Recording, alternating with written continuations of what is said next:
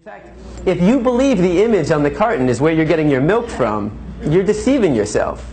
This is a fantasy. It only exists in your head. It's a blue pill fed to you by the industry to get you to buy their product. This is the matrix, the lie we tell ourselves about where our food is coming from. The reality is far more disturbing.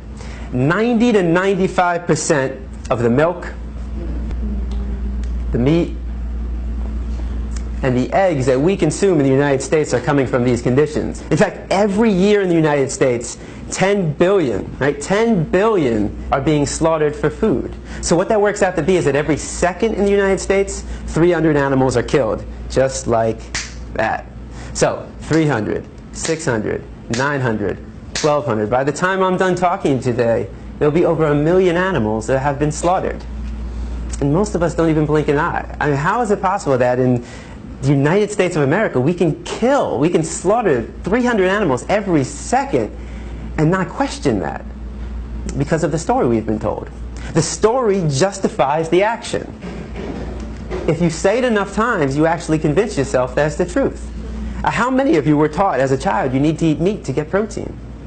I know I was. How many of you were taught you need to drink cow's milk to get strong bones? Not dog milk, not chimpanzee milk, not elephant milk, not rhino milk, not hippo milk, not tiger milk, not lion milk, not giraffe milk, not elephant milk. Did I say that already? I think you get the point. Not even our own mother's milk, but we need to drink cow's milk to get strong bones.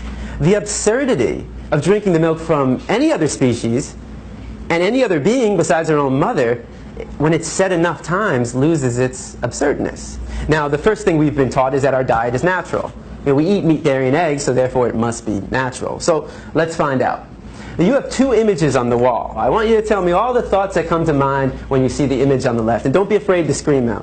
What do you see? Fresh, yum, sweet, right? If I come into the room with a basket of strawberries, how many of your mouth starts to salivate? Your mouth starts to water? If I take a strawberry and I put it under your nose, what do you smell? If I take a knife and I slice that strawberry in half and put that under your nose, now what do you smell?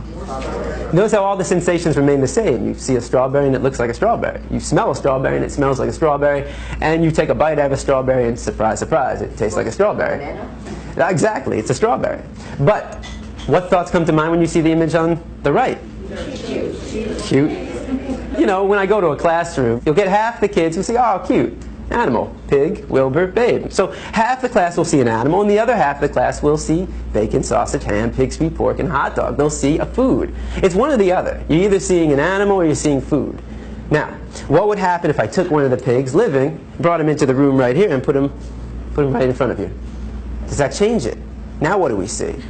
And I mean, what would we think if one of us got up and started chewing on the pig? Not very normal. If I come into the room with a pig under my arm, how many of your mouth starts to salivate? Right? If I took a knife and I sliced that pig in half and put that under your nose, now what do you smell? You smell the stench of death. You smell a rotting corpse, bacteria, decomposing flesh. You see, there's a process involved, and I'm here today to show you that process of how you convert this animal into this product. Why should it be kept a secret? Why should we not know what we're participating in and what we're putting in our body? Now, let's make the situation slightly more realistic. If I were to put a pig on this side of the room, living, and a butcher's knife on the side of that room, I mean, how many people would be willing to pick up the knife and take the life of that animal? It's very rare, right? And if somebody did that, that's all right, but how many people in this room would try to stop that person from doing that? Right? Would we try that?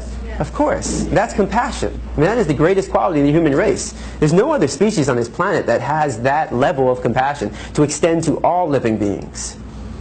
But if you would stop somebody from killing a pig in front of you and then go home and have this for breakfast, well, that's called hypocrisy.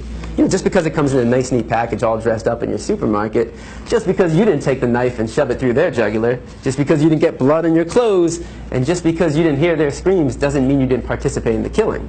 Every time we buy this product, we are supporting somebody else doing what we ourselves wouldn't want to do, what we ourselves wouldn't want to see, and what we ourselves wouldn't want to hear.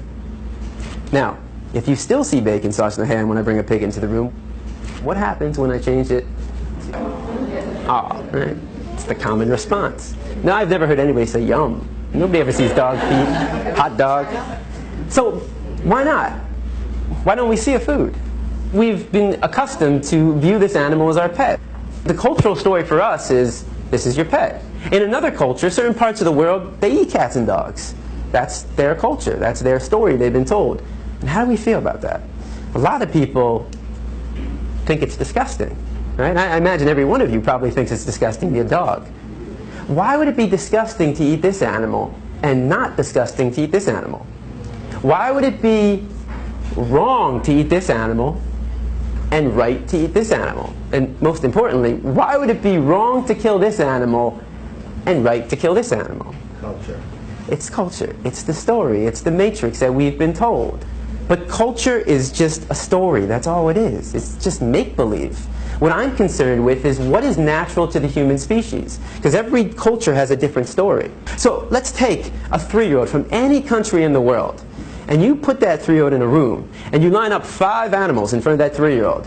A pig, a dog, a cow, a cat, and a chicken. Do you think the 3-year-old is going to know which one to eat and which one to pet? What's the 3-year-old most likely going to do, or try to do? Play with them all. He's going to try to play with them all. The 3-year-old has to be taught, no, no, no, no. Don't play with him. Eat him. Play with him. Pet him. That's what we were taught. We didn't choose our diet. Our diet is a learned behavior. We were raised to perceive this animal as your pet and this animal as your food. If you don't walk outside right now and you saw somebody taking a baseball bat to a dog's head, what would you do?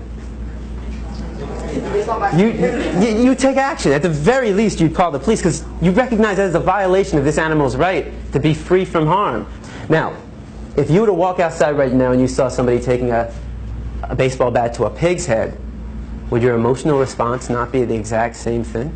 Of course. Because the question for you is, what's the difference? What's the difference between the two? Right? Is there a difference? You might think one is cuter than the other, but that says more about you than anything about these two animals.